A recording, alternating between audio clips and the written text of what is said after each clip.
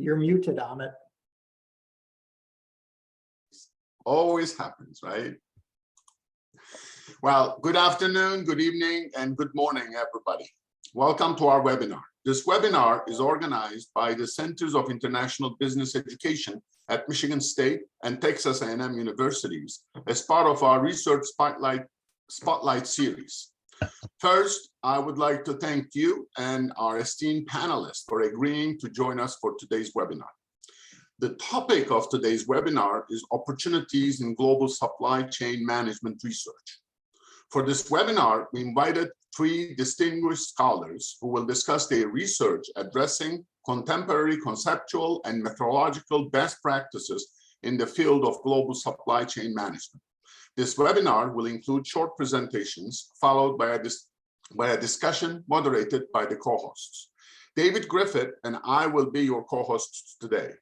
David is the Holly Wander Hyder Chair in Business, Professor of Marketing and Associate Director of Research at the Center for International Business Studies at Michigan State, at Texas A&M University. I'm Ahmet Kirca. I'm an Associate Professor of International Business and Marketing at Michigan State University, Broad College. I also serve as the Director of the International Business Center, MSU CIBERs. Today, we have three supply chain scholars who have published important foundational work in the area of global supply chain management. I would like to briefly introduce our panelists. Dr. Beth Davis-Sramek is the Gale Parks Forehead Professor in the Department of Supply Chain Management at Auburn University. Dr. D's research has been published in leading academic outlets such as the Journal of Business Logistics, Journal of Supply Chain Management, Journal of Operation Management, among others. She's the co-editor in chief for the Journal of Business Logistics and associate editor for the Journal of Supply Chain Management, and editorial board member in the International Journal of Physical Distribution and Logistics Management. Dr. Tobias Schoenherr is the Hogden Mentzler Endowed Professor in Purchasing and Supply Chain Management at the Broad College, Michigan State University.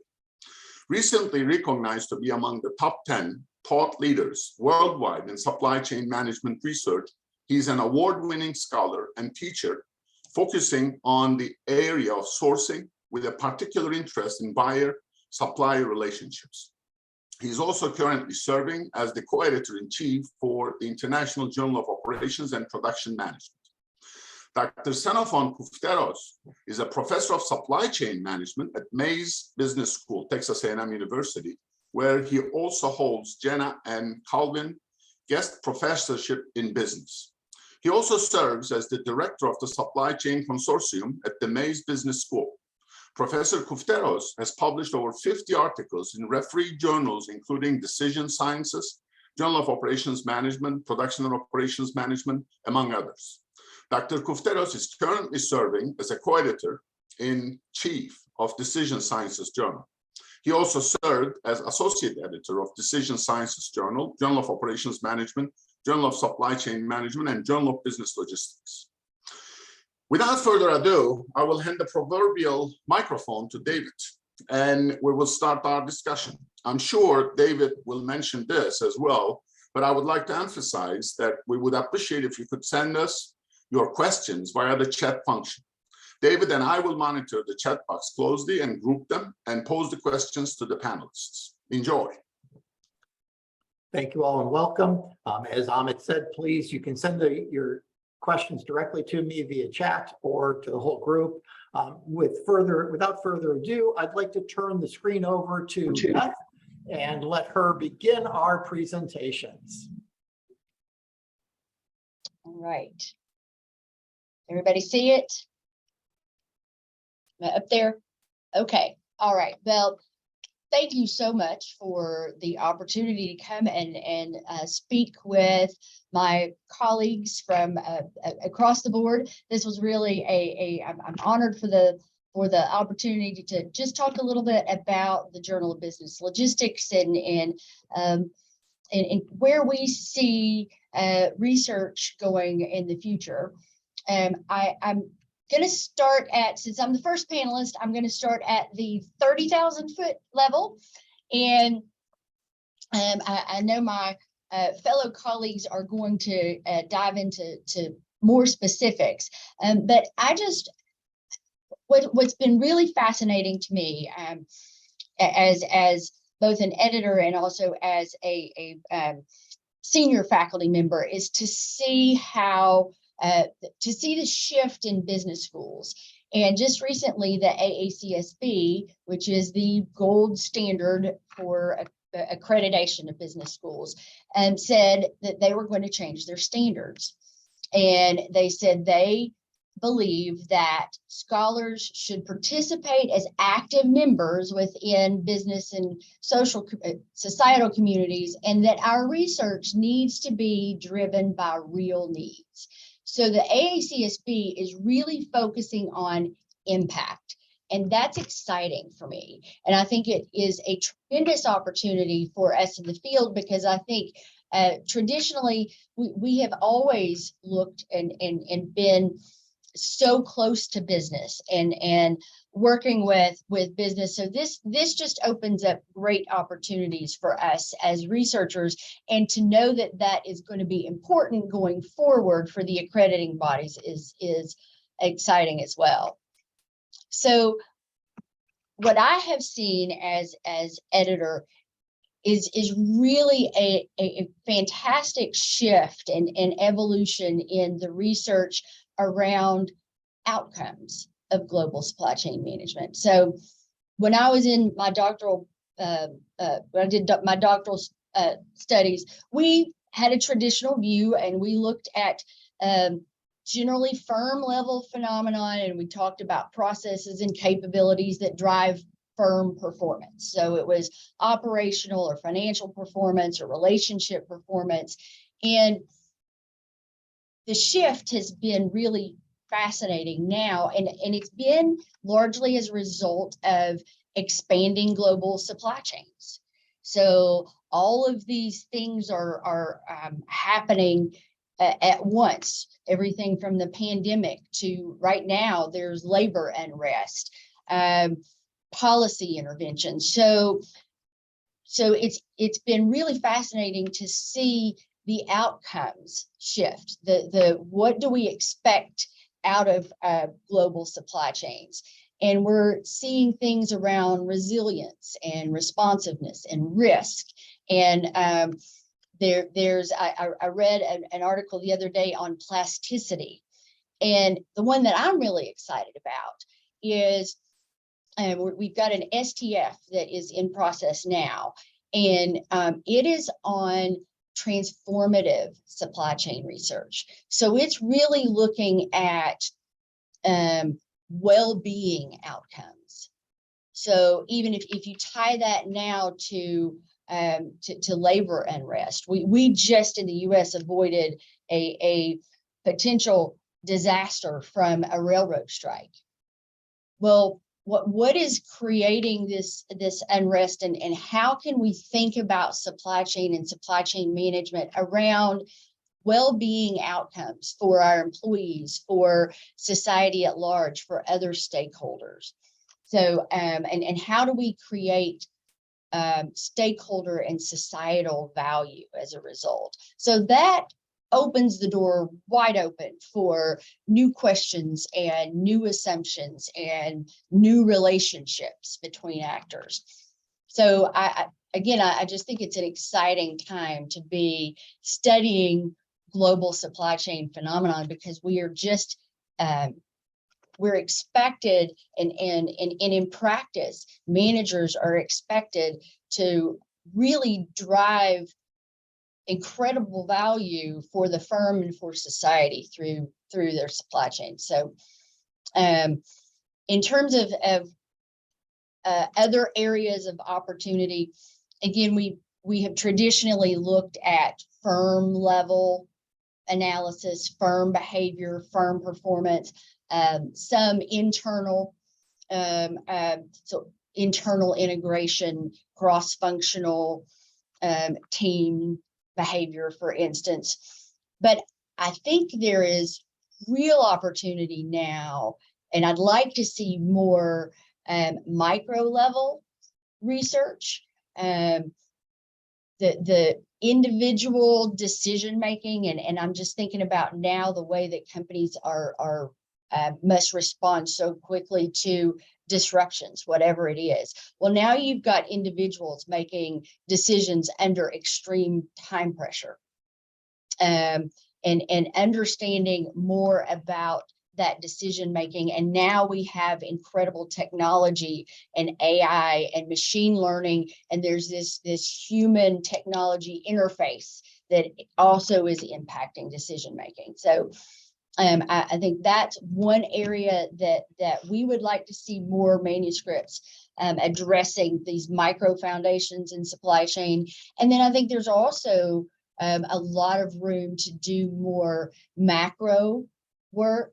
I'm thinking right now about the auto industry, auto manufacturers. There's going to be a massive shift because California just came out and said by 2035, we're only going to sell EVs in the States. Well, that has incredible supply chain implications, global supply chain implications. So understanding these larger macro level industry shifts, I think there's a lot of opportunity there as well.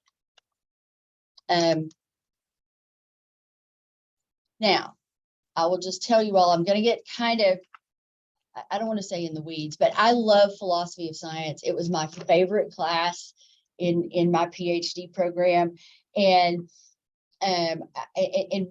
where we were traditionally was we had this logical positivist view, right? So there are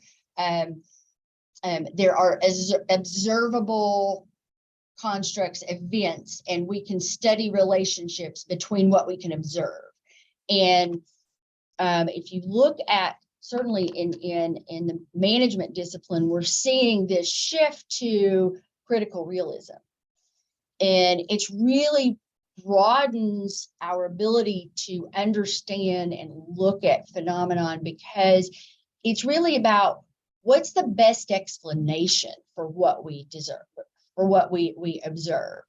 And it if you think about, we have amazing archival data now, right? And our data sources are really fantastic, but we are limited by what's in the data. And so oftentimes we can hypothesize relationships, but in hypothesizing or understanding those relationships, what's not observable are the underlying processes or the mechanisms that generate those relationships or those events. So I won't go in. Danamark 2003 really provides a good explanation about critical realism. And we are in the process. We have asked Jason Miller to write an invited paper, and it's about using archival data and understanding how to theorize these unobserved generative mechanisms. Mechanism-based explanations is what we're talking about. So that also gives us a lot of flexibility to look at context. So a lot of times mechanisms are either activated or suppressed depending on the context. So if you think about the theoretical foundations, we've got grand theory, and that is from a managerial standpoint for practice, this is just confirming conventional wisdom, right? We just know that there are general relationships, general behaviors that we understand. Critical realism really lets us get into theory elaboration and middle range theory. And so theory elaboration is when the theory is informed by the context. So that really allows for emergent thinking. And then middle range theory is where is when the theory is derived by the empirical context. And that is when we get into really from managerially very practical problem solving types of research. And the trade-off, of course, is in generalizability. So and that's just something that researchers just have to be transparent about.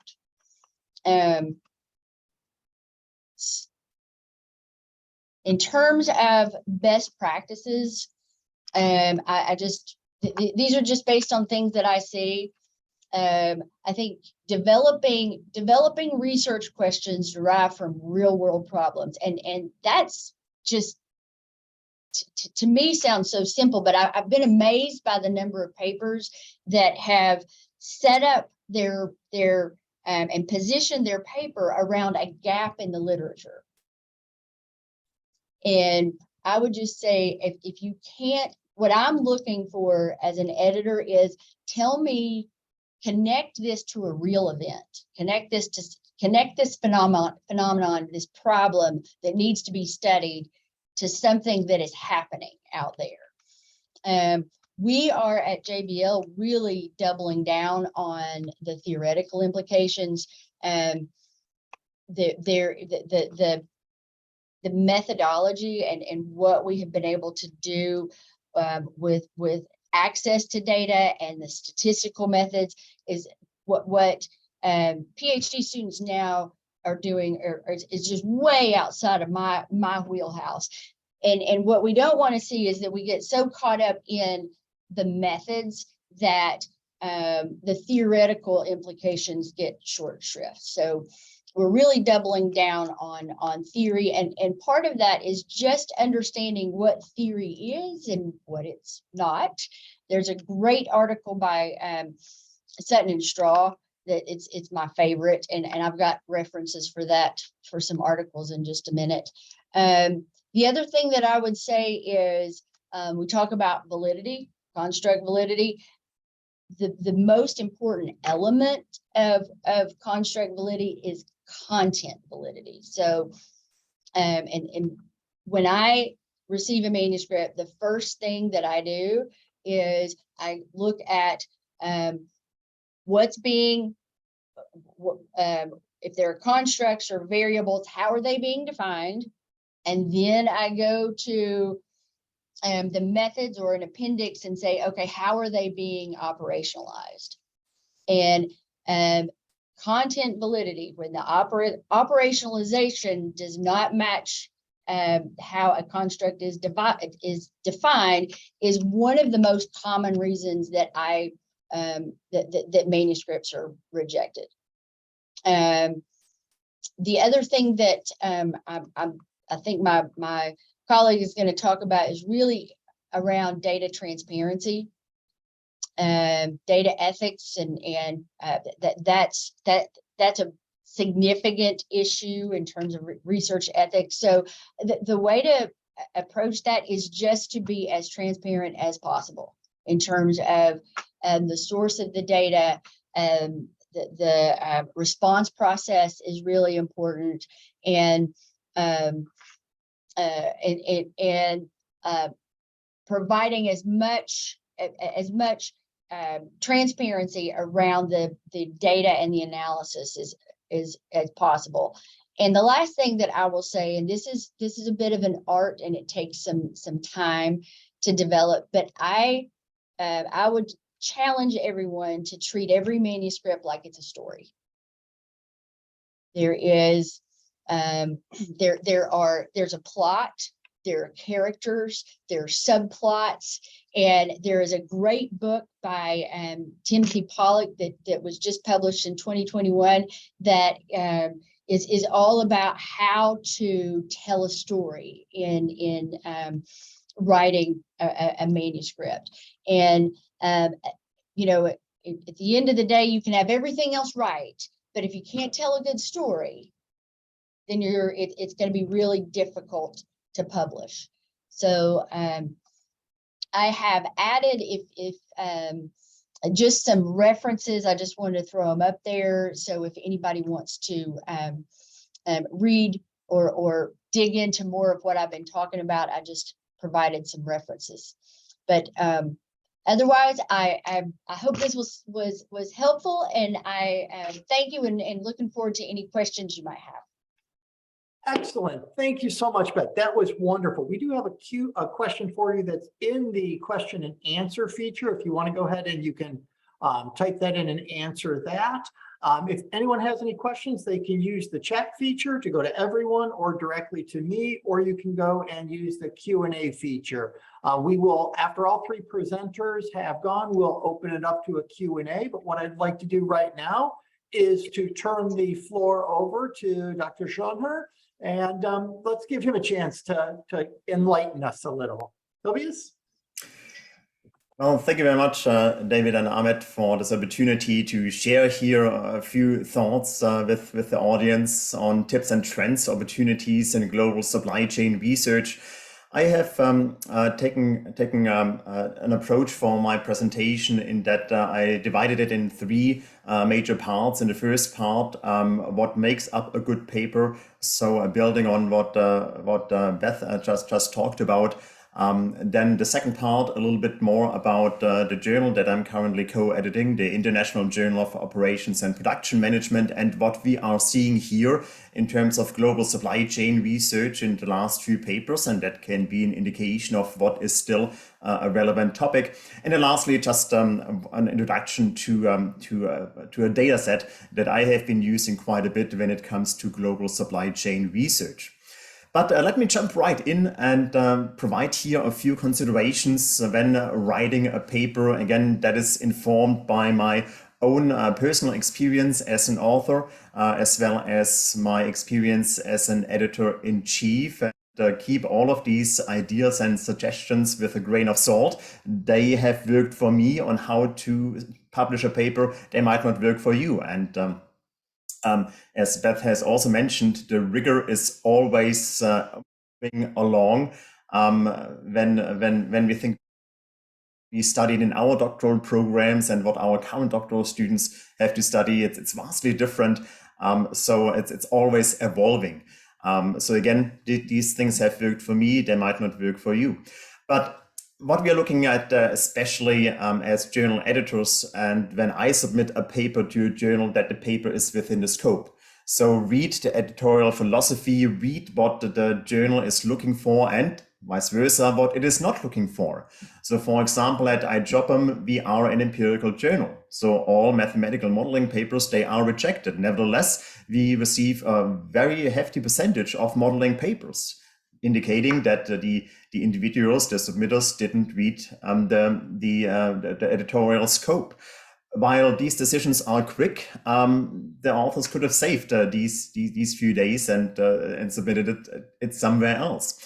That also becomes true when authors don't cite any studies from your journal. While that is by no means required, if you cite these studies, and it shouldn't be self-serving, it should really be substantiated studies, it should be true relevant studies that are cited in the paper, that could demonstrate that you are contributing and building on top what has already been published in the journal. And naturally, mathematical modeling papers, they have no IJOPM references in there because we don't publish mathematical modeling papers. So that's really a first qualifier. And the 4 bullet points, I set them a little bit apart. I would consider those as order qualifiers, and the other ones more as order winners. So these are more or less the minimum standards.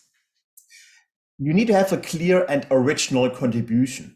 And that needs to really come through in the introduction, in the motivation. Here, you really need to market your paper. You need to sell your paper. What you're doing is relevant, and what you're trying to find out is new, is unique, is novel. And that should really be as strong as possible. The fact that nobody investigated that particular problem in and of itself is not a strong contribution, because it might be that a topic is so unimportant, and this is why nobody investigated it before. So really spend a lot of time on the introduction and demonstrate your unique contribution. The methodological rigor, I would also classify that as an order qualifier. We at iJobM, we try to strike the balance. We want the methodology to be rigorous, but we don't push it to the extreme if the article is practically really relevant. For instance, in terms of endogeneity, that is not necessarily a requirement in our journal. That wouldn't necessarily lead to a desk rejection if endogeneity is not tested for. But again, the methodological rigor is always moving along, and you need to keep up to date with what the current standards are.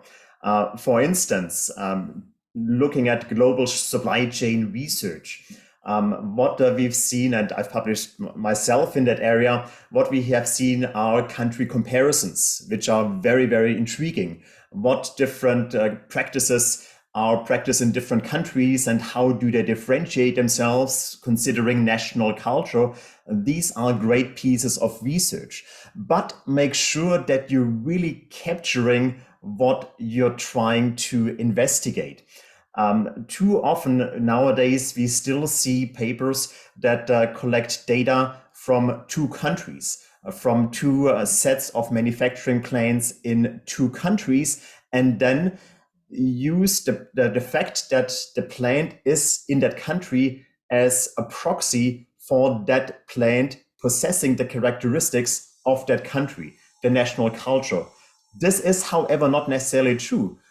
Because your survey conducted in Germany could have been a survey for US subsidiaries that would maybe be an amalgamation of both German and US culture. We have seen that here in the US as well, going back to the 1980s with the quality movement. And the US plants and the Japanese plants, they were vastly different. But if I had conducted a survey on US manufacturing plants, I would have potentially put those two different companies in one bucket, which when you think about it, doesn't make sense.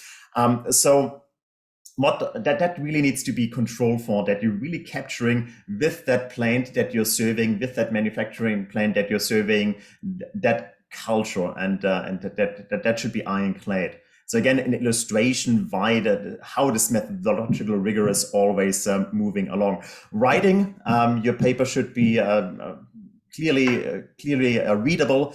There shouldn't be any typos. It should be formatted correctly. And while these might be little things in terms of formatting, it can put a reviewer off when they see that the tables break between pages, that the headings, that the references are inconsistent, little things. But you don't want a reviewer to get the perception that you are sloppy.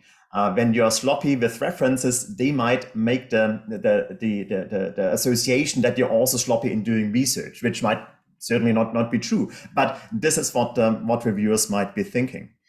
But more kind of the order winners, why we would then put a paper under review in our journal. Powerful introduction. Again, you really need to sell your paper. Why is it new? Why an investigation is needed? A deliberate literature review. Oftentimes, again, literature reviews, they need to be in a paper, but oftentimes I see them just as being a laundry list of papers that have talked about that topic in the paper. That's fine, but that's just the foundation.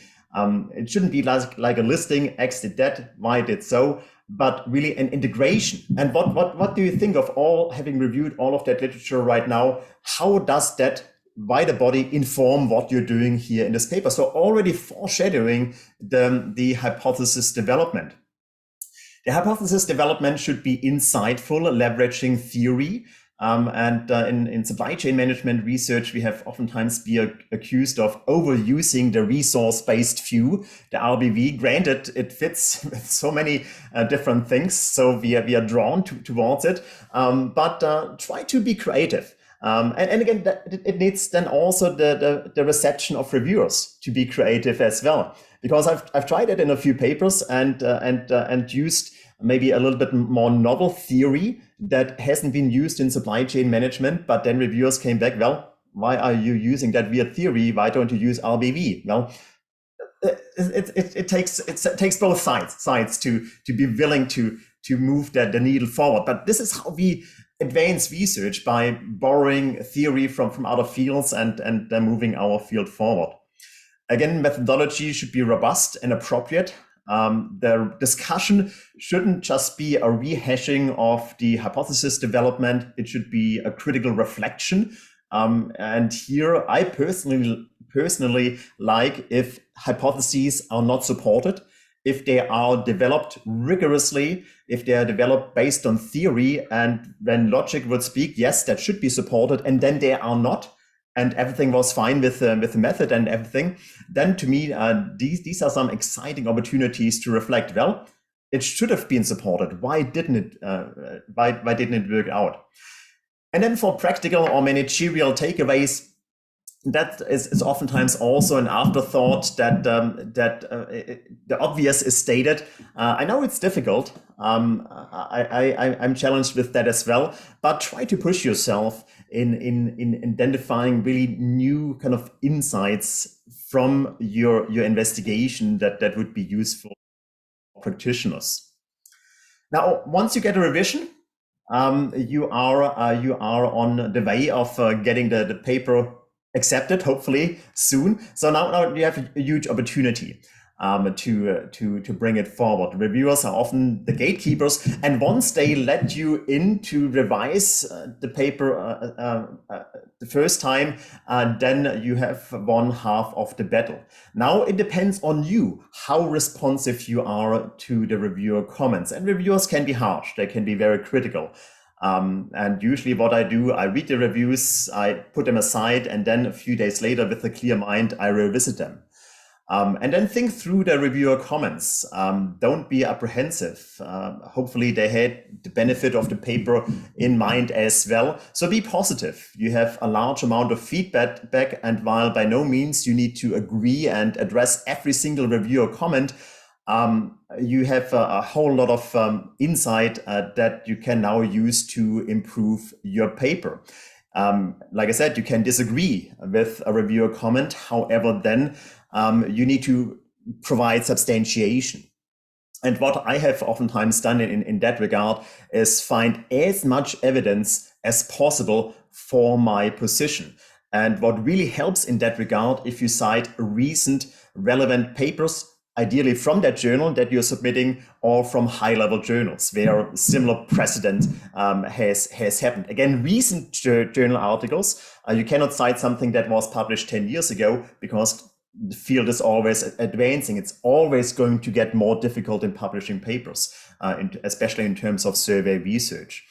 So make sure you are respectful of these comments and do as much as possible to address them.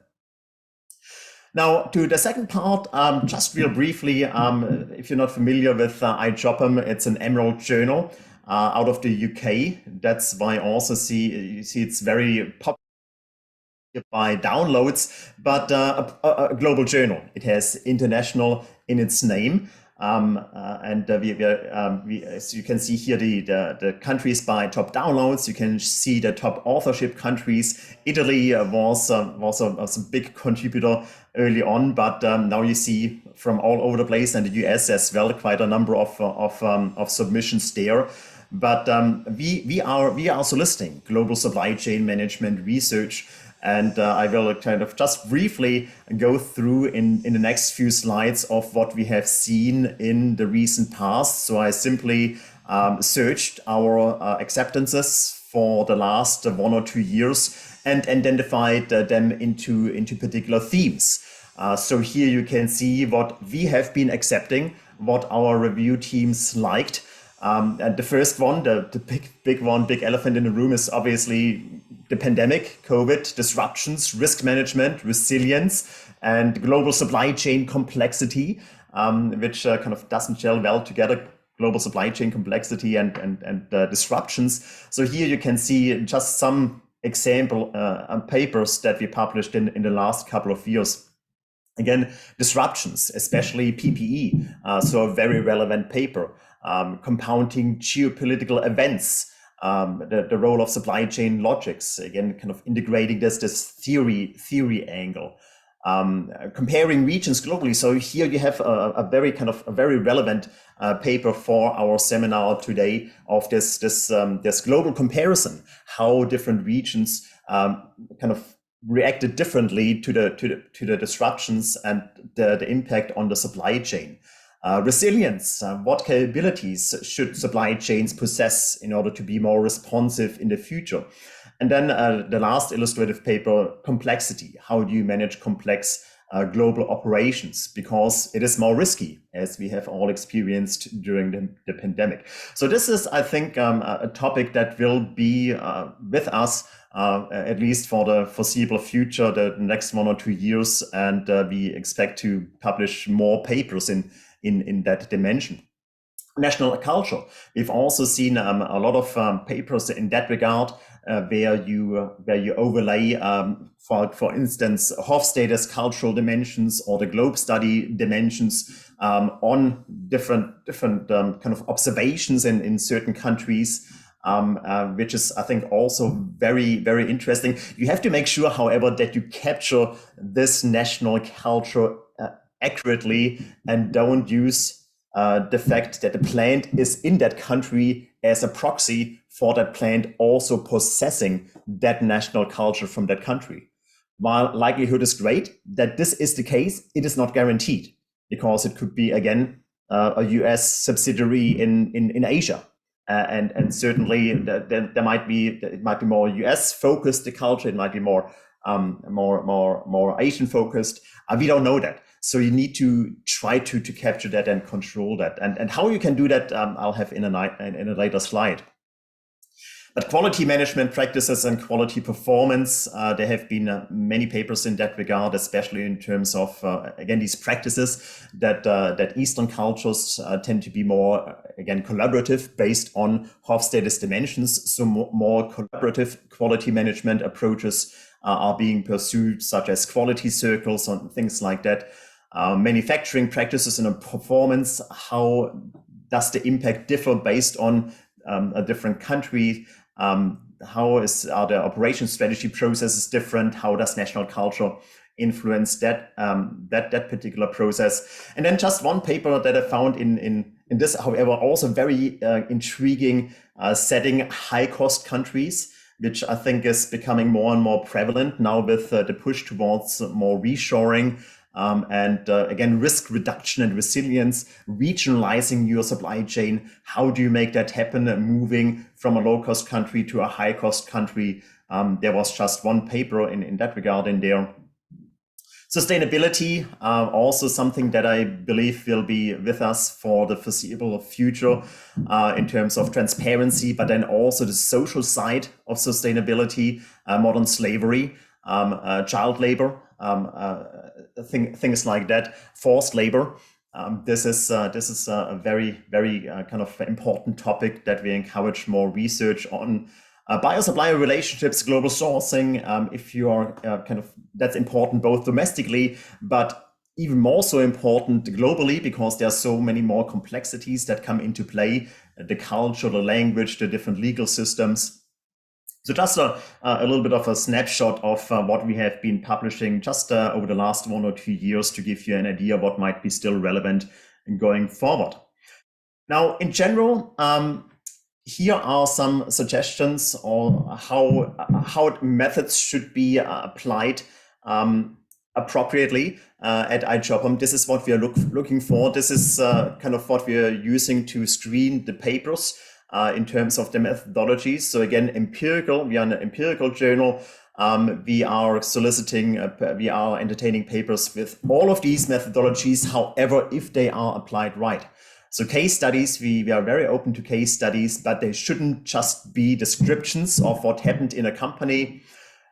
We are still open to single respondent surveys. So the survey doesn't have to be dyadic, but the measures should be appropriate, informed by theory, and the model should be novel. It shouldn't just be the regular kind of relationships, impact of practices on performance. It should be much more than that in terms of moderation, in terms of mediation, more complex models, these have higher chances to navigate the review process. Multi-methods are always sought after, but it shouldn't just be a combination of 2-week studies that you just bundle together. Secondary data analysis, I think all journals are looking for secondary data analysis, but the challenge here is that you cannot choose the data. Well, you can choose the secondary data analysis, but you cannot kind of create necessarily perfect matching with your theory. Experiments always welcome as well, but they should have a practical relevance to the study. So it shouldn't be just stylized experiments. Using students as respondents is fine, but ideally it should be practitioners that respond in these field or vignette studies. Now, lastly, the last slide that I had prepared, I said I wanted to introduce you to one kind of data set that I have been working with for quite some time and published a number of papers out of it. It's the Global Manufacturing Research Group. There are a couple of other such kind of global kind of associations, very similar to GMRG out there. I just focused on this one because I've been working with GMRG for a long time. It's a fun group. It's an international group of researchers founded to improve global manufacturing practices. They were founded in all the way back in the 1990s. And what we have been doing, we have been developing standardized questionnaires that are then administered across the world. And when doing so, you get access to a really colorful, really rich data set. The way it works, you commit to collecting data in a certain country, and then you commit to achieving a certain sample size. I don't know what it is currently. I think in the past it was at least 50 data points per country. And then once you contribute these data points to the database, then you would also have access to the entire database for all of these other countries that researchers collected the data for. And the most recent data set that I've been using, I think has over 1,000 data points from, I think, 12 or 13 different countries. So a really, really rich data set. Now, it has limitations as well, because we cannot control, we provide guidance of what researchers should be doing in their country in terms of collecting the data from a comparable set of companies. But there's only so much, even if you wanted to, there's only so much that we can control for because every country context is different. We developed various different modules. The core module has performance measures in it. Innovation module, I mean, the names speak for themselves. But what I wanted to highlight is this facility culture module, which we developed especially based on this dilemma or this challenge that I mentioned before, that if a plant is located in the US, it doesn't necessarily possess US national culture. It could be a Japanese plant. It could be a German plant, and the German or the US culture could be so strong that when you look at it, it wouldn't really classify as a US national culture plant. And the same can be said for US plants in Germany and whatnot. So this is why we developed this facility culture module, very similar to national culture, but we capture the facility culture, the culture of the plant that we are investigating. In terms of like similar dimensions, like with Hofstede, in terms of long-term orientation or risk orientation or things like that, indulgence or restraint. So I think this is a little bit more accurate depiction of this national culture concept, because with kind of cross-sectional surveys, we have a hard time to control for that unless we include it in here as a separate module. With that, that's all that I had prepared. And yeah, we'll be happy to answer any questions, I believe, at the end of the session. Thank you so much. That was wonderful. Yeah, we are getting quite a few questions in the chat feature, which we'll go into after our last presentation. What I'd like to do is I'd like to turn over the floor to Zen, and let's hear your thoughts. You are muted. Certainly. All right. Howdy, everyone. Thanks for being here today. I'm going to start by making some observations based on what Beth and Tobias have already contributed. Then I'm going to present you a little bit about my current research, which is on ethics in the realm of sourcing contracts. Then I have some other statements later on about some advice on your research. So, Beth, you have mentioned that AACSB has this new idea about impact, right? And I can tell you that with Decision Sciences, first day I became an editor-in-chief, we put a requirement. If your paper is not informed directly from relevant constituents, I'm going to send it right back to you. So we really want to emphasize that point, not only informed to motivate the paper, but also to provide insight. Sometimes we make a lot of proclamations. If you had a large sample size, let's say 3,000 people, especially, let's say survey with 3,000, let alone to have a secondary data set where you have 500,000 observations, how big of a correlation does it take until it is statistically significant? Very, very small correlation, a correlation of 0.02 can be statistically significant. Or how meaningful is that? And then all of us, you know, in the past, we make all these proclamations. Practitioners should do this and do that based on statistical significance, but we forget about the substantive significance, right? So maybe you found some stuff that are statistically significant. Go back to the practitioners and get some insight. Is whatever you're recommending really implementable in the context of companies? Or would there be any collateral damage by suggesting certain things for the company to do? We never tend to do that, and we like to stimulate this discussion. And we don't want to have a situation where a professor sits in their office, imagine what the problems of PepsiCo are, draw a simulation or a mathematical model, and then make proclamations. We want to avoid all of that. So if your paper is not directly motivated, and it has to be documented, people say, oh, yeah, I talked to such and such. I'm like, where is it in your paper? How did you embed that conversation in the paper to motivate it? So that's number one.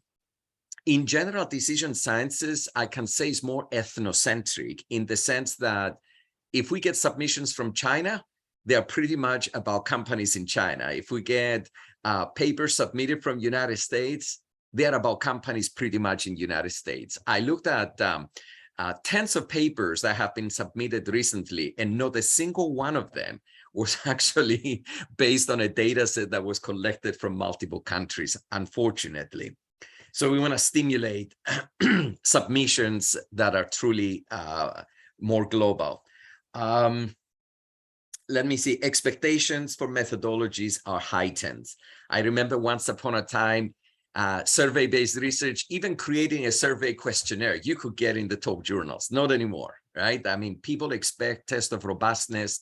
If you are using a secondary data on corporate social responsibility, and you tested and you got certain findings, are you using a secondary source of data so we can provide another layer of assurance that your conclusions are valid?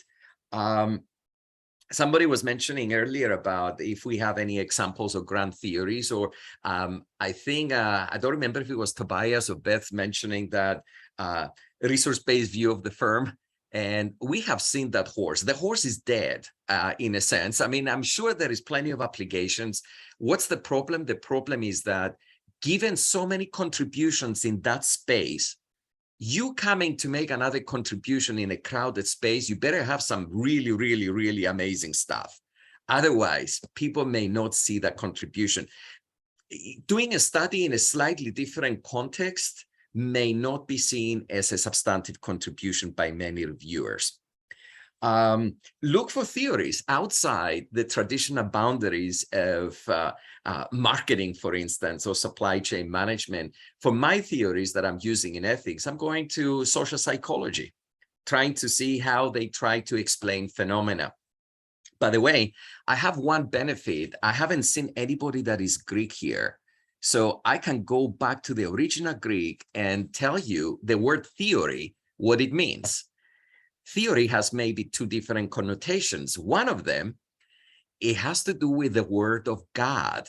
Theos, theology, the first root, it's God. And rho is the ancient verb, sort of the word of God. So theory essentially is an explanation, a scene explained by the gods, right? That's how in ancient Greece, they will explain different phenomena. So the other one is the view, how you view things. Thoro, even in this modern Greek, thoro means I see things. It's how you see things.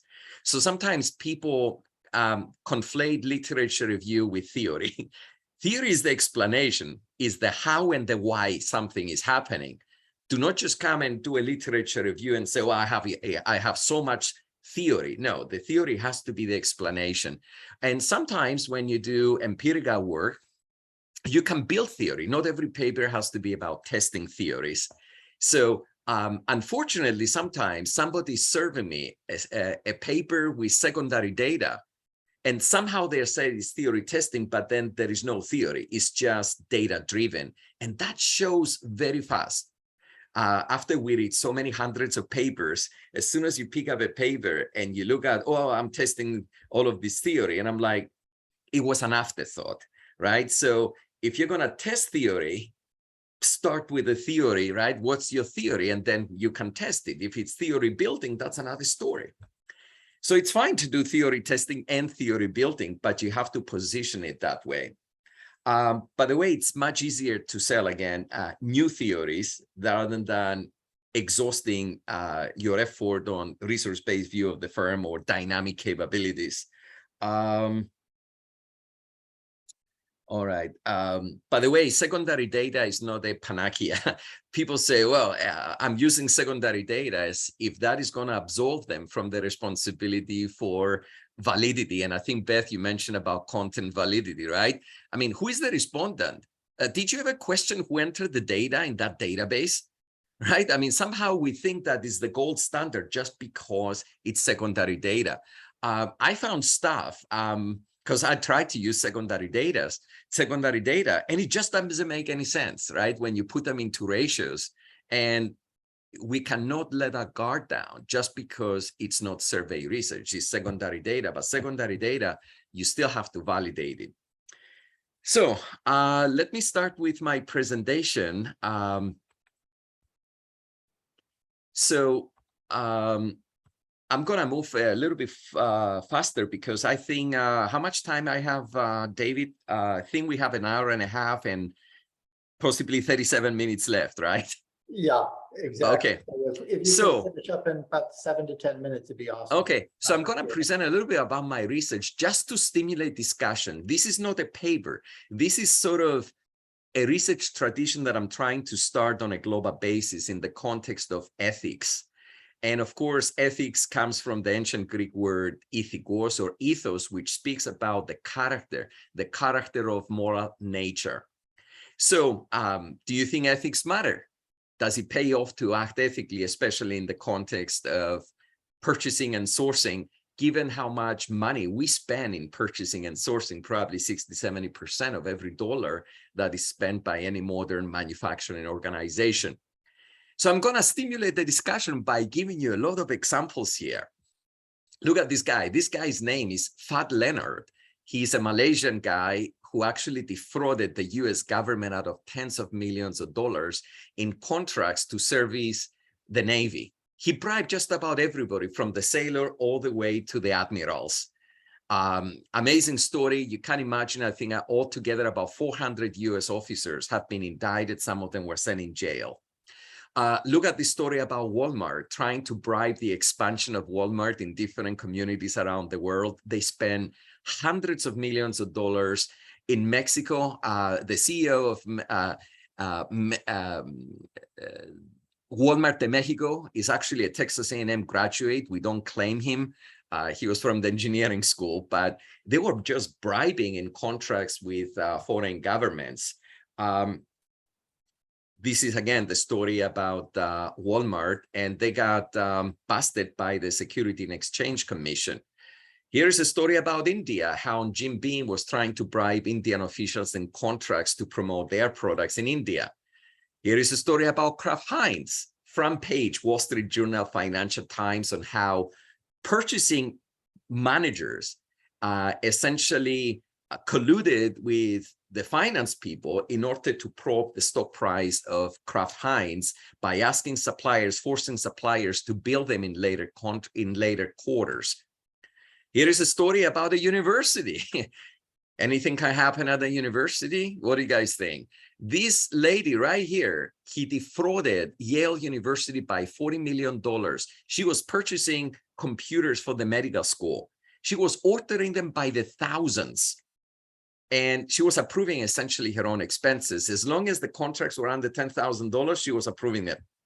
So she had multiple orders of less than $10,000. She created a scheme by which all the payments to her, she opened a company, a Flora shop, and all the money, she would sell the computers to other vendors, and then she get paid through her Flora shop. This is the global corruption index. Anything that you see red, it means that is more corruption. The darker the red. So for my research, I relied on REST 1986. It's an interesting four-stage model of ethical decision-making, which in essence states that, first of all, you have to be aware that something perhaps raises ethical situations. You pass a judgment on it, you form a certain intention, and perhaps there's going to be the action. Now, of course, this is not a straight line. You can perhaps have individual factors that are impacting decision-making. You can have organizational factors, but you can also have the bigger cultural factors, depending on which country you reside to. So our emphasis was actually on the moral action. We wanted to create a scenario and see whether people actually will pull the trigger and make a decision which was either ethical, unethical, or even deceitful. So here's a big question that we wanted to address. You walk into a room and there is all this money. There is no cameras. There is nobody around you. Would you even take $1 that doesn't belong to you? That's an interesting question. But what if you took $374 and now you're considering to take one more? Is that going to play big in your psychology? Not as big as going from 0 to 1. In both cases, the difference, you go from 0 to 1, the difference is 1. Going from 374 to 375, the difference is 1. But how it plays in your psychology may be different. And what if, would you take everything, right? Would you pull your truck and load up all the money? How is that going to play in your psychology? And what can explain behaviors to even take one, or take additional dollars, or take the whole thing? So we wanted to see what prompts people in different cultures to actually behave in this fashion. So essentially, this is a scenario-based approach. We position you as the sort of the director of purchasing, sourcing at an auto supplier. You got 3 different bids from qualified suppliers. Other things being equal, since they were qualified suppliers, these were sealed bids, the contract should have gone to Metalworks. Unfortunately, Tech Inc.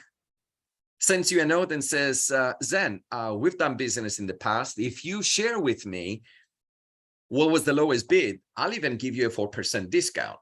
Now, technically, based on the Institute for Supply Management standards, this would be unethical. You cannot just take sealed bid information from one supplier and share it with other suppliers for gain. So what we did, just to make sure that everybody understood that sharing confidential information of this nature is a no-no, we shared with all the participants the Institute for Supply Management standards. We gave them examples what not to do, and then we had them take a quiz. If you didn't pass the quiz, they couldn't participate in this experiment, because we wanted to establish sort of a common benchmark that everybody understands that sharing this information is a no-no. So essentially, participants had three choices on this experiment. You can go back to the supplier that was asking for confidential information and say, I'm sorry, I cannot share the information. You can share the information, but be truthful. The lowest bid was $1,000, but then you take 4% discount. You bring the contract to $960, and guess what? Your company saves $40 a piece. And some detail that I left for the moment, your vice president has a personal incentive system. If you get the contract below $980, then you start getting personal bonuses or bonuses for the company. Well, here is a third option. That is asymmetric information. The supplier that is asking you to get the confidential information doesn't really know what the lowest bid is. So you don't have to say it was $1,000, which truthfully was the lowest bid. You can say it was $900 and then take another 4% discount. So not only you're unethical for sharing confidential information, but then you're deceitful because you're distorting what the real price was. So what we did is that we manipulated a variety of different variables. We had just on this experiment about over 3,000 participants. We ran this experiment at two different places, Arizona State University. We ran it at Texas A&M.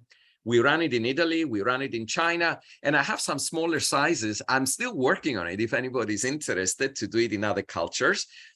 We ran it in Spain, we ran it in Finland, and I'm gonna get ready. I'm probably gonna run it in Brazil, Central America. Then I'm talking to people in Australia, because, you know, if I'm gonna call it like a global study, it has to be truly global and not just based on 3 different countries. So here are some interesting results because obviously the analysis is much more complicated, but remember the 3 different types of decisions. If you look at the United States, deceitful was only 33%. You go to Italy, it was 54.7%, and then Chinese, 54%. So definitely there appears to be country effects. What do you guys think? Do you think there is gender effects, even within the same country? Beth, what do you think? Who do you think are more dishonest, men or women in general? So, of course, I'm going to say men are more dishonest. Well, I can tell you that in the United States, if you look at deceitfulness, yes, men were a little bit more deceitful. It was statistically significant, but nevertheless, it was about only a couple of points, 3 points difference. But then you go to China, and if you combine the unethical and deceitful, is about 68%, where for female was about 54%. You go to Italy, this adds up to more than 71% of the men either revealed the confidential information or were deceitful, versus only about a total of 56% of the female. So there is a huge country effect, and then there is gender effect. And of course, we manipulated so many variables. There was only 1 out of 8 experiments where women went really crazy, much worse than men. We actually dispense real money. To equalize the reward across the different countries. Each person, with the money that we gave them, they could buy roughly 2 lunches. So in the United States, it was about $10. In Italy, we estimated how much money it will take for a college student to have 2 lunches, etc. We doubled the reward in one of the experiments. We made it $20. And that's when a lot of more females decided to act unethically. We also ran another type of experiment, and I'm sure I'm running out of time. This was longitudinal, and this is what I want to stimulate and let the audience know, that you can run longitudinal experiments. In essence, what we did, we created 10 different scenarios, all within the same context of an auto manufacturer, and every week the participants will get a different scenario. And what we did is that we pre-tested all of these scenarios with about a couple of hundred of practitioners in order to identify scenarios that are pretty much at the same level from ethical intensity, because you cannot have one scenario of killing children, the other one, killing a tree. It's not the same level of ethical intensity. So we studied the behavior over time. I'm running out of time, David, 5 minutes. If we could wrap it up, we have a lot of questions in the Q&A we'd like to Okay. So essentially what we did is that we studied the behavior over time. Well, to study the behavior over time, you need to have longitudinal experiments. So we're looking whether people are morally consistent in their responses, or some of them are trying to have a balance between the responses. Specifically on this balance, we looked at two different concepts from social psychology: moral licensing and moral cleansing. Moral licensing is like, if I'm acting ethically, somehow you build an inventory of goodness, and in your mind, you want to spend that inventory, you act unethically. For one period, you feel guilty again, and then you're going to reverse back and act ethically. Moral cleansing is the opposite. You did something bad, you feel guilty, then you're going to switch your behavior. But again, to see this switching behavior back and forth, you need the longitudinal experiments. So we had the front end, we collected a lot of personal information and individual values based on Schwartz inventory. Then we ran 10 episodes, then we have the back end explanations. In all of these experiments, we are sitting on a ton of textual data. We asked the participants of every experiment, explain to us, why did you take this action, whether you acted ethically, unethically, deceitful. So we're recruiting colleagues now that can do textual analysis and see how people in China, how do they justify acting unethically versus people in the United States? How do men in China justify versus the women in China? So I think it's going to be very interesting. We're still working on it, obviously. We're not done with this. And you can actually use a whole bunch of different statistical or mathematical approaches. You can use Markov chains. I think this is based on a Markovian process. And you can see, we manipulated, by the way, education. Some people had no education where other people had education. So you can see the transition matrices. Given that one had the education, didn't make any difference, and it did make a difference. So in terms of decision science journal, we tried to get responses back very fast. Our acceptance rate is running at about 5.5%. This is based on last week data. If you look at the countries of submissions, for the first time ever, 2022, China took over as the #1 country of submissions. I'm not sure with what's happening with JBL or with Tobias and IJOPM in terms of the growth of submissions from China, but definitely decision sciences, we have seen China overtook United States. Of course, we get submissions from other countries as well. As I mentioned, I looked at all the submissions in August. I looked at early submissions in September, and not a single one of them had a global perspective. These are potential topics, and I'm sure we can share these slides, David, because I don't have time to go through every single topic. I'm just giving some ideas of what will make interesting papers. For instance, product returns. How would the product return behavior be done in Europe versus in South America versus in Australia, for instance? That would be an interesting question. I haven't seen any papers in terms of cross-cultural research when it comes to policies, practices, explanatory variables for product returns, retail operations, consumer behaviors, fulfillment practices. All of that, I think, is very relevant. If you wanted, I think, Tobias, you mentioned a lot about resilience and all of those. We had an invited paper by somebody that Beth knows very well, David and Jessica, and you probably know Christopher. It was an invited paper for creating a theoretical toolbox in the context of the pandemic. So I enumerate like 10 different theories that people can deploy. These are, in terms of methodology, some of the stuff that we would like to see. And multi-level analysis, we don't see it as much in our area, where, a company is embedded within a country, the department is embedded within the company. So you can look at phenomena, especially at the individual level within multi-level. We don't see that much of longitudinal data than what we see as econometrics, but you can have survey research that does longitudinal, and you can use latent class or latent growth modeling. And #1 for me is get out of your office and talk to people instead of imagining what the problems are. Here are some, again, some general comments. Do not become a hostage to your secondary data. If you're going to position your paper as theory testing, then theorize first, and then go collect the data or find the data, not the other way around. Many people, it shows that if it is data-driven paper instead of a theory-driven, something about those people, that, including myself, that we do survey research, I have seen way too many questionnaires that have, the questions are so generic, they are of no value. For instance, supply chain integration. Hey, do you talk to your suppliers?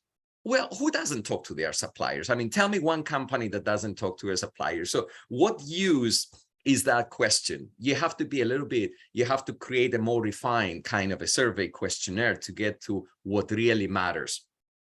Also, cross-cultural research makes sure words have the same meaning. Just because we speak English, it doesn't mean the British have the same connotation, present connotation as we have. And I think I'm done. Thank you so much, Zen. Much appreciated. If you could turn off your screen share. Sure. Thank you all. Wonderful, wonderful presentations. We have a number of questions that have been sent to me, as well as some that have been posted to the chat. What I'd like to do is I'm actually going to go through what we would call a lightning round, because a lot of these are for all of you, if you will, because they deal with kind of publishing in the area. So what I'll do is I'll ask a question, and I'm going to go through, I'll start with Beth, and then you go to Tobias, then Zen. For the second question, I'll switch it around so that Beth doesn't have to go first each time, if that's fair.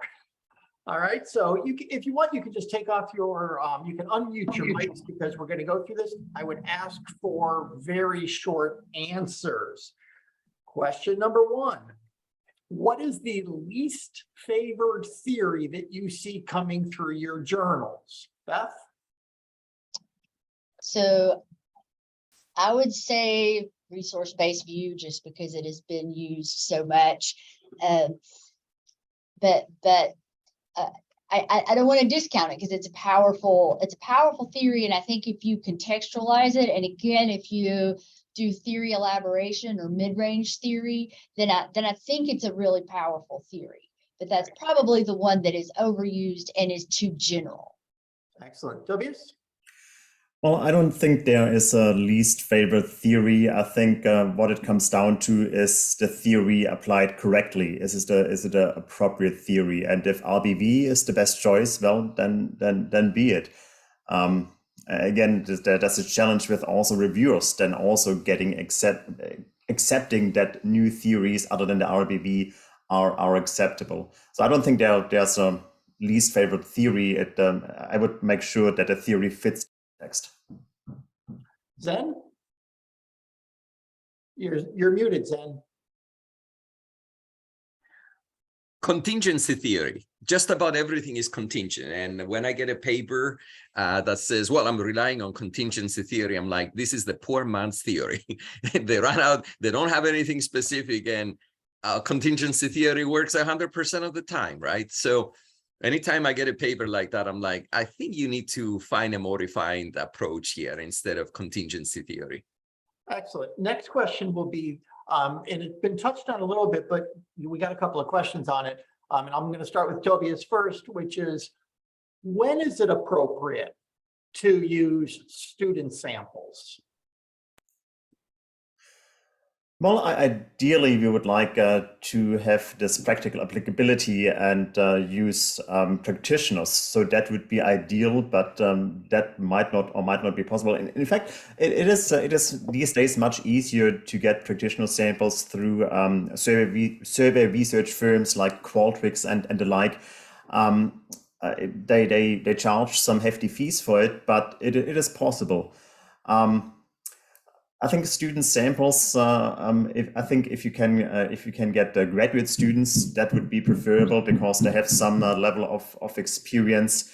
But if the authors can make the argument that undergraduate students have knowledge about a phenomenon, I think it all depends on the context, on the topic of the paper, and again the appropriateness of the students. So I wouldn't say it's an outright rejection. I think it's up to the authors to argue why the student sample is reliable. Excellent. Zen? I have lots to say on this topic, because I am Keep it using short. Yeah, I am using a student population for my ethics studies, and I'm using practitioners. Here is two problems. In my longitudinal study, it goes for 12 weeks every week. What will be the loss, the dropout rate of practitioners where they have to answer every week? Because when you're using these statistical methods, they miss 1 week, essentially I have to drop the entire case.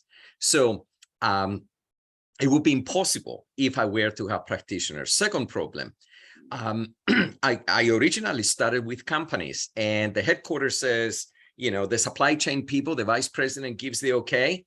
And then when HR and the legal department looks at the study and says, this is about ethics, and they're like, time out. I'm not sure if we want to have our company involved in such an experiment, because what if the findings are not really favorable to the company? And then second of all, I work for the state, right? I actually give compensation to the participants based on how much they lie. Well, the company says, the lawyers came back and said, we cannot get compensated by the state. So, I mean, there are some real issues. And in any case, I'm looking for human behavior. Second study, I do product returns and satisfaction with people purchase stuff online. Well, the students is an opposite population. Excellent. Beth?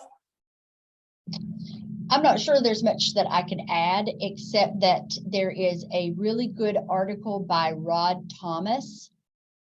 I think it's in IJPDLM, and the whole article about is when is it okay to use student samples? So I think that's a good reference.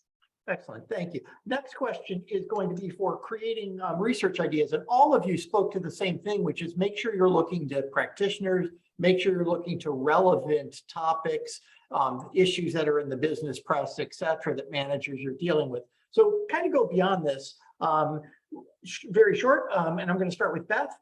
Future research directions of papers, are those good things to build your research ideas from, or bad things to build your research ideas from? So I'm not sure I understand. Ask the question again. Maybe I'm not the one. I shouldn't have gone first. At the end of the paper, there's always a direction for future research. Should scholars be reading that section and using that section to sort of build their research, or should they avoid those topics that people are suggesting as future research directions? Oh, I think future research is one of the most important parts of the paper. Excellent. Tobias? Yes, yeah, definitely. Future research, like if you reference future research studies that call for future research, that's definitely a big part of the motivation. So that should definitely be in there.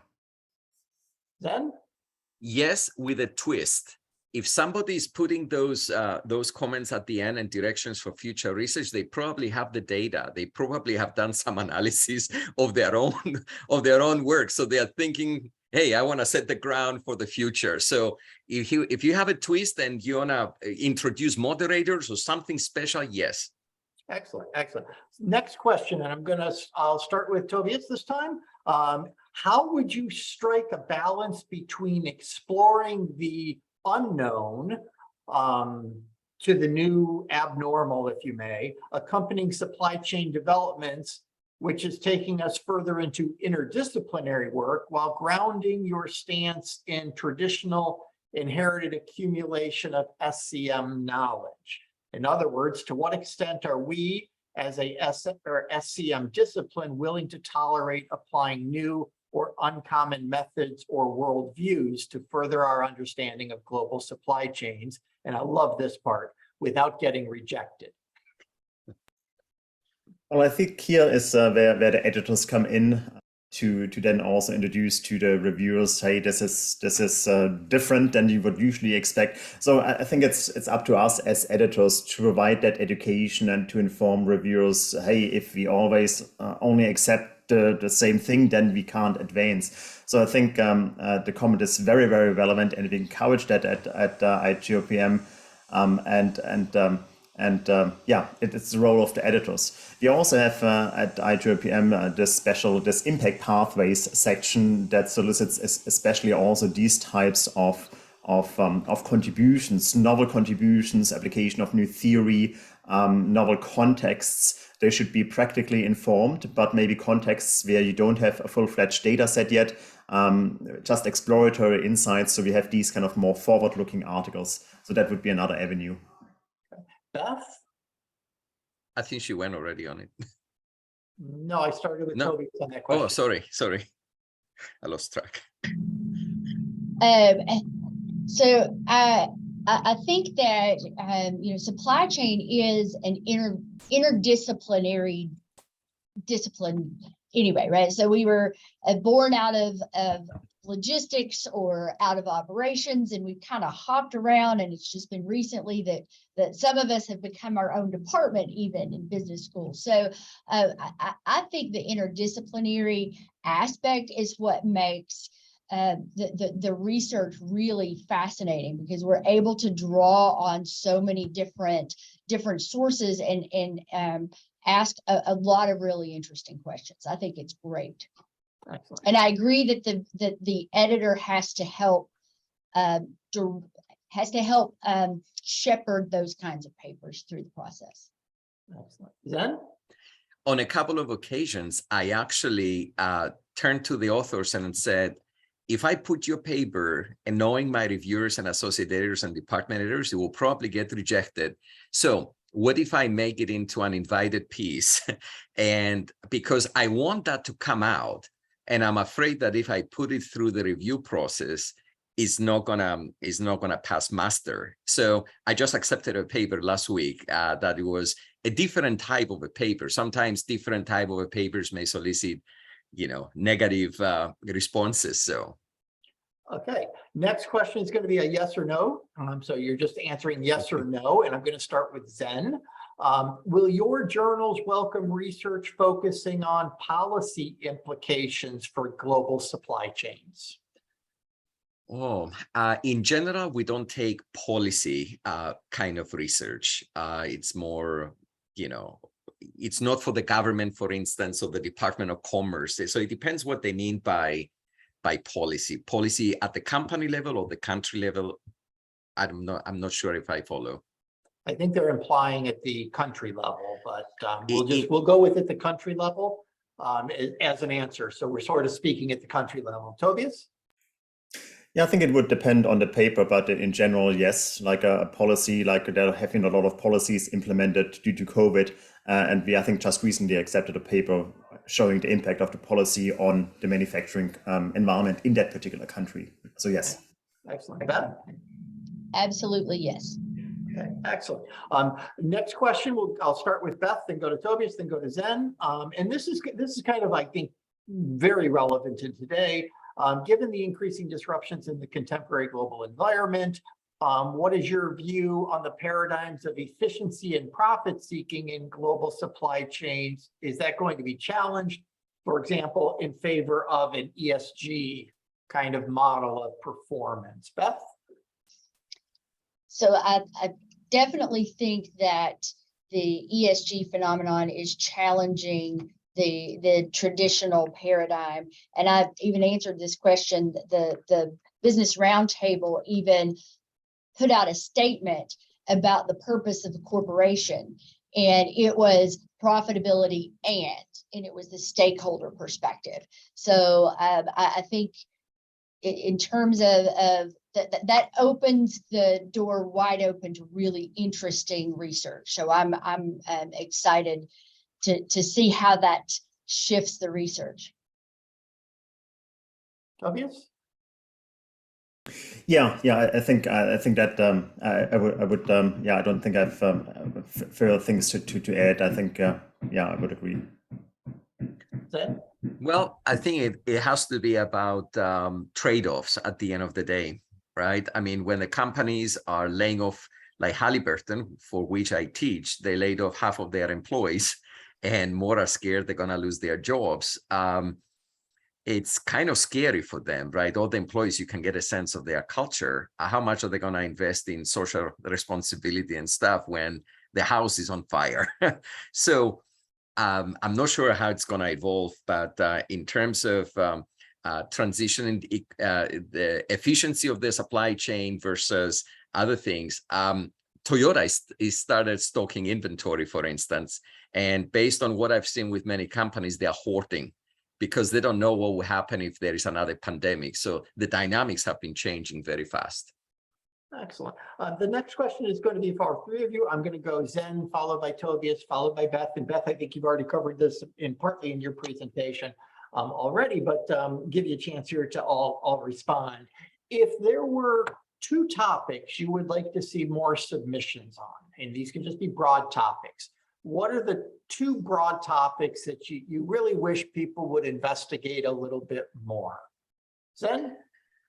Wow, it's a ethics is one of them because there hasn't been that much. And here is another one. By the way, our journal is going to have a journal-specific conference in Houston on February 10th and 11th. And one of the topics is oil and gas and renewables. How much have we seen in top journals getting published about oil and gas and their supply chains? Almost nothing, really. So to stimulate that, we're going to have a big panel of chief procurement officers and vice presidents so ethics and oil and gas, I think it's a very promising area. Much easier to get into a journal. It doesn't matter which of our journals, if it is a new topic, an interesting topic. Tobias? Yeah, I think also going back to the previous question, I think papers that answer that question, that dilemma in terms of profit seeking versus efficiency versus now more ESG and resilience. And we are seeing that in practice, the term de-leaning the supply chain, bringing in waste into the supply chain because of the resilience, the added resilience. So I think that that in and of itself would be a great theme. Sustainability, especially social sustainability. We had one paper in there in terms of forced labor and child labor and modern slavery. We had a number of papers in there. I think they are very well received. They receive a lot of citations. So I think more of that would be prudent. Excellent. Beth? I would like to see in JBL, we actually just made a call for this in our last editorial. It's called Logistics for a Better World. And we made a call specifically for more humanitarian logistics research. It just goes, it goes back to impact. And so we would definitely like to see that grow in the journal. I think anything around location decisions now is really interesting. Again, it's moving away from the efficiency focus, and now we're seeing more regionalized supply chains, reshoring. There's a big focus on bringing domestic production back. So anything around those decisions, I think, would be really fascinating.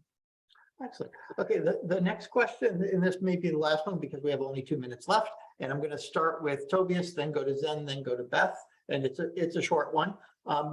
Much of the research we see published in the top journals is positive in the sense that it's descriptive, it's answering, it's collecting data and answering what people are doing.